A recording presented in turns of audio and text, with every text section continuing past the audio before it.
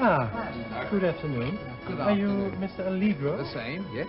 You are the writer of this book? I am the writer of that book, yes. Yes. Yes. Well, We would like to talk a bit about the book. Good. is that possible? It Have you certainly is. I should be pleased. a couple of minutes? Will you come in? Oh, Oh, thank you. Absolutely. Thank you.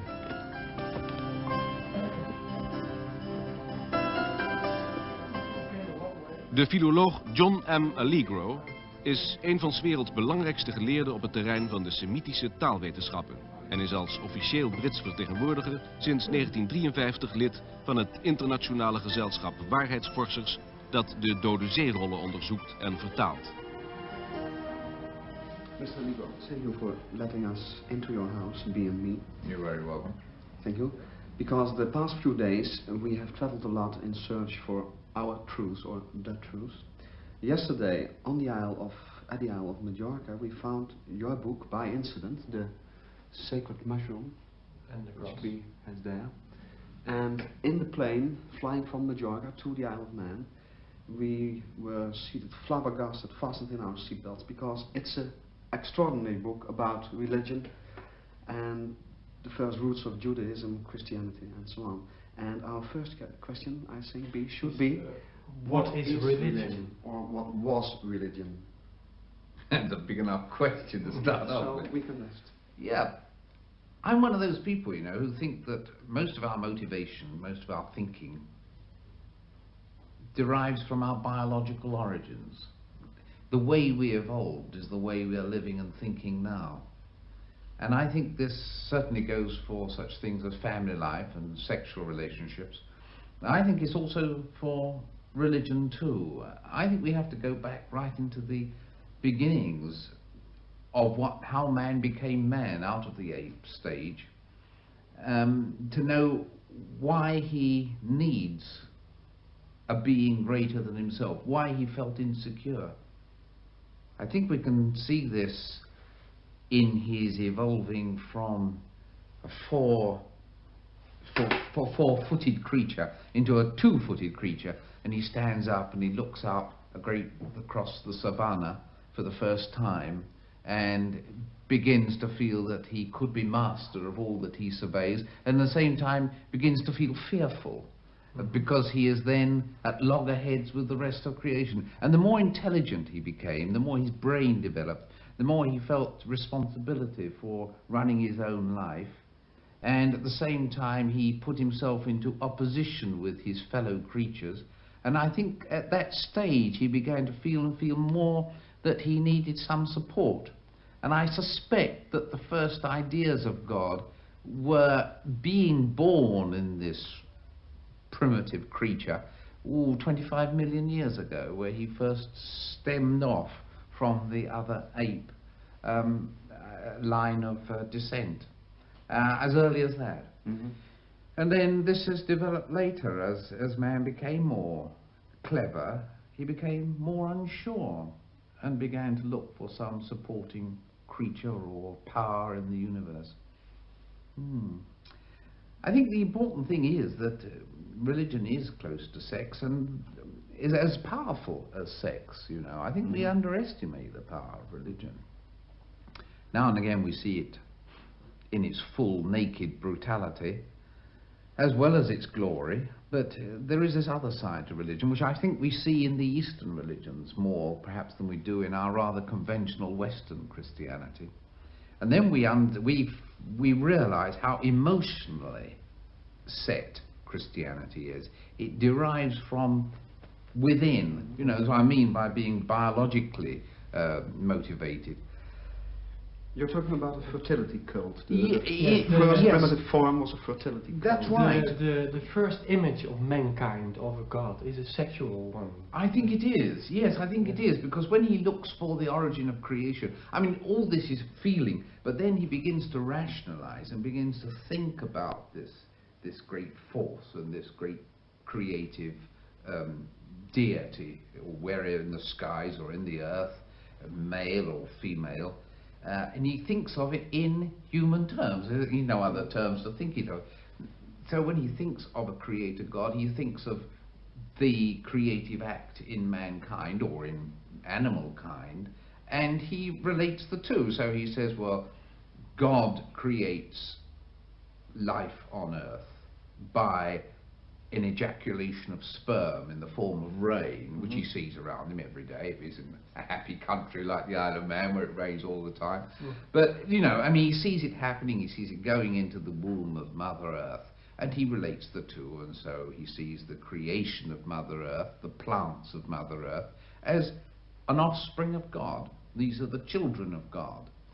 And then, of course, you go to another stage, don't you? You go to, talking about my mushroom book, you begin to see how certain plants are more representative of their Heavenly Father than others. And that is those plants that have the power to make alive or to kill, the poison plants or the hallucinatory plants, the drug plants.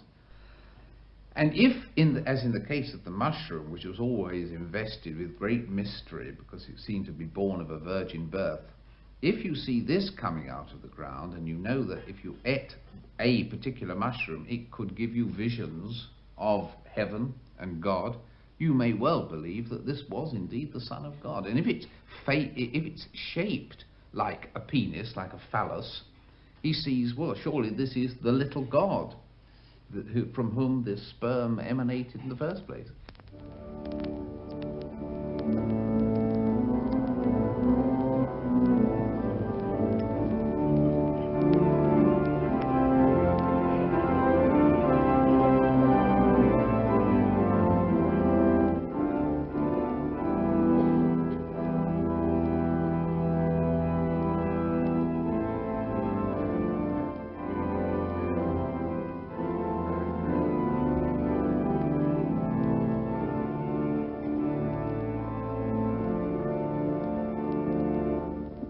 Certain mushrooms grow in certain places, you know. Those that are used in the South American version of the cult are different from those that were used in, say, ancient Sumer, or those that form the basis of the Soma cult of ancient India. Now, this was almost certainly the Amanita muscaria, as pictured on the front of that book. It's this one in a more, more simple form. Yes, beautifully portrayed on your wall over there. Yes. Now this has the poison in the under the little warts there. It is a poison, of course, but it can be quite dangerous. But taken in moderation and in certain ways with certain preparation, this has, I'm told, a hallucinatory effect. You're told. You don't know it by experience. I'm not going to try it myself, thank you very much, because it can be quite powerful. But there's no doubt that this particular thing formed the basis of a great many cults of the ancient days. And I think was imported into the Middle East. It was not a native of the Middle East, of course. It only grows in conifers and among conifer forests and birches. But I think it was imported into the Middle East, and in various forms, probably a dried form, was used in many of the ancient religious cults of the Near East, which included, I think, Judaism. John M. Allegro bestudeerde 30 jaar lang de taalkundige overeenkomsten tussen de oorspronkelijke Hebreeuwse Bijbelteksten en de andere oude talen van het Midden-Oosten. Hij ontdekte dat alle wegen terugleiden naar Mesopotamië en dat de belangrijkste religies zijn gebaseerd op de paddenstoelcultuur van het oude Sumerië. Namen, plaatsen en bepaalde formuleringen in de Bijbel verwijzen rechtstreeks naar de ware oorsprong van het christendom, dat geen oorspronkelijke godsdienst was, maar voortkwam uit een vruchtbaarheidsritus rond de vliegenzwam. I mean, Christianity is always a headache for the historian because it seems so different from what went before. If in fact it can be seen as part of a continuing secret tradition which went on and through the Old Testament stories and some of these old myths and legends that you get in the Old Testament, with roots going right back into ancient Sumer of the 4th century, 4th millennium, and perhaps much earlier than that. The thing was becoming a nicely complete picture. And that's really what the sacred mushroom was about. Next question is perhaps what is really told in the New Testament? Well, the story, we all know, its faith story is of a rabbi going around saying nice things and comforting things to people and calling people to his name. and telling everybody to be awfully good to one another and love one another and so on. That's the picture that's come over. I think underneath that there are code names being purveyed for the names of the mushrooms, and also invocatory names used in the secret cells that the Romans were always after breaking up, you remember? Perhaps a better question in that case is, why was the Bible written, me? Waarom werd de Bijbel eigenlijk geschreven? Yes. Daar gaat hij over, but why Why was it write written? it at all? Yes. Yeah, that's right. Yeah. Well, I think it was simply a cover story. Mhm. I think you see that it was the Gospels that were circulated, not the Pauline letters at first. It was the Gospels that were first circulated in some form. Of course, we haven't got the originals. What we have are traditions of a good deal later time and written in a wrong language, as it were. But the kind of thing which a Roman investigator could pick up anywhere and read about this man with strangely pro-Roman feelings for a Jew at that time, when they were very, very antagonistic towards their political masters, and seemingly crucified on the instigation of the Jews, as the story goes, for reasons that could only but puzzle the Roman masters, you see. There's the picture. But in that story, there are certain passages, certain lines, certain so-called Aramaic phrases, which are given translations like the names of the twins Boanerges, which is supposed to mean sons of thunder. Now, no philologist living could ever find sons of thunder out of a so-called apparent Aramaic name Boanerges. It doesn't mean that. But sons of thunder is a name of the sacred mushroom, the coronium of ancient Greek and Latin. And the Boanerges is something else, which I've tried to explain in my book. In other words, you have a number of such passages in the New Testament where you have an Aramaic name, and then you have a translation, inverted commas, supposedly a translation, which has never joined up. They've never made sense. Now I think, if you look at that Aramaic name and think, well, perhaps it's not Aramaic, but an early invocatory name, a magic name, which in certain circumstances could be pronounced and made powerful, then right, you purvey that because your center of your cult has been destroyed, as it was. Of course, Jerusalem was destroyed in AD 70. You have a number of cells in the outlying districts around the Mediterranean. You want to keep them in touch. You want to remind them of their secrets, but you daren't purvey it in written form. So what do? You put these names and phrases into a cover story that can be purveyed. And that, I think, is what the New Testament is. In fact, the Lord's Prayer is a good case, because the first words, Our Father who art in heaven, is in Aramaic the equivalent of that magic phrase that came to us in another context, abracadabra. Abracadabra, abadabarakia, in Aramaic, would mean Our Father which art in heaven. So that's where abracadabra. Every child knows. Every that child, yes, expression. exactly. And they are very old. It is secret very old. thing. And abracadabra is in fact 2nd century AD in its earliest, and it's probably even earlier than that. It is a magic phrase which, used in certain magic circumstances or powerful cultic circumstances, could have a beneficial effect. Yeah, as we can say that in the beginning, the Christianity is a drug cult. Then we came to the question, what is it now? Yes. In moral and ethic. Yes, quite. And for most people, I suppose, Christianity is a way of life rather than a religion. Yes, It's an enormous discrepancy, hè? Yes. Je zet het uit elkaar gaan lopen natuurlijk. Yes, and one wonders how on earth a small, very inward-looking drug cult could become a world religion with a lot such of power. Yes, exactly. A lot of power. Yes.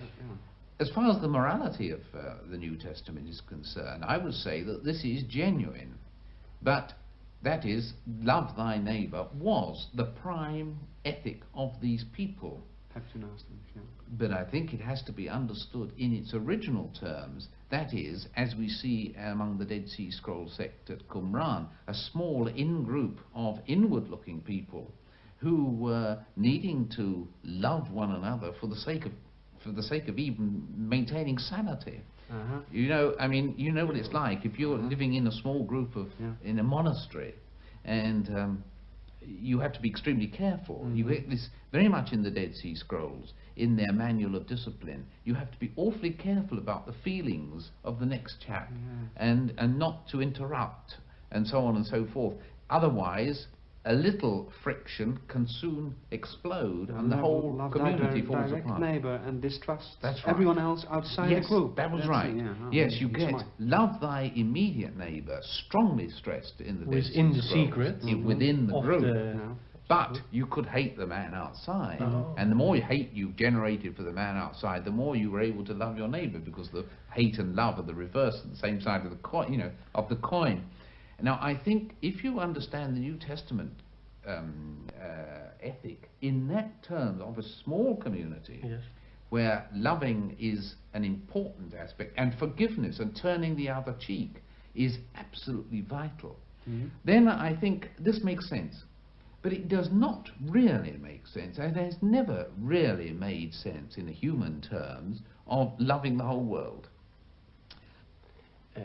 What's left over of that origin of Christianity in the church of today? I think perhaps That's interesting, isn't it? first, in eerste instantie denk ik dat toch aan bread and wine. That's yes. kind of ritual. Yes, because that Is that original? that is not original to the church. That bread and wine sacrament is Yes. in the Dead Sea Scrolls already in the pre-Christian time. They talk of the bread and the wine of this messianic banquet, the Christ banquet, when all the followers will be gathered at the foot of the Christ, and they would be partaking of the bread and the wine.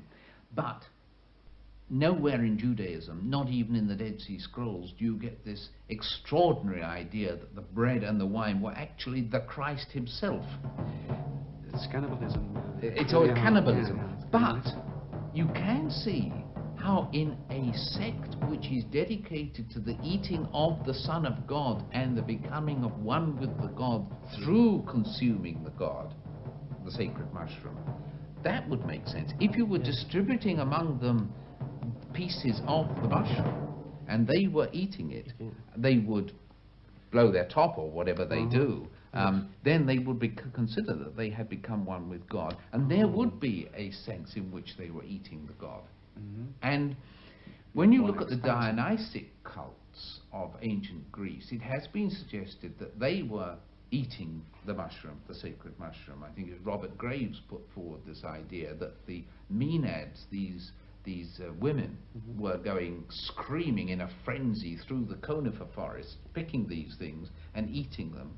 And I think that when they talk about pulling apart the little forms and the animals that they found in the wood, actually tearing them apart and eating them, you have there a piece of mushroom mythology, because, as I've shown in my book, names like the fawn are mushroom names. And in that case, the fawn, if you look at the names for these little animals, they are centered on the eye, the hemispherical large eye of the fawn and the gazelle and so forth. These again are Sumerian names, as I've shown. En daar zal ik, kunnen we niet even luchtjes scheppen of zo? Yeah.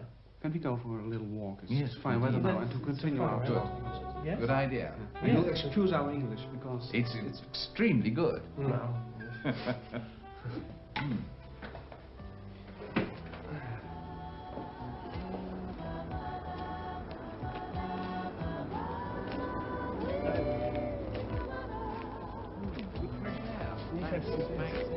no mushrooms growing here. No, no mushrooms, no.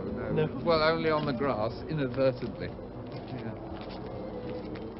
But to continue our story, you've told the cross is now a mushroom. Yes. What is the meaning of the cross and crossing in the mushroom story? Let's Well, say. because one of the old Hebrew names of the mushroom was the little cross. The little cross. And I think myself that the whole crucifixion story, Yes. although of course there was crucifixion and it was meted out as a punishment to rebels and so on and so forth, I think the idea of the God being crucified Yes. on this piece of wood was a piece of mushroom mythology. They saw the cross as a mushroom shape, you Yes. see, and they understood this figure as being splayed out on the cross as the risen mushroom, open wide in it, with its canopy on top.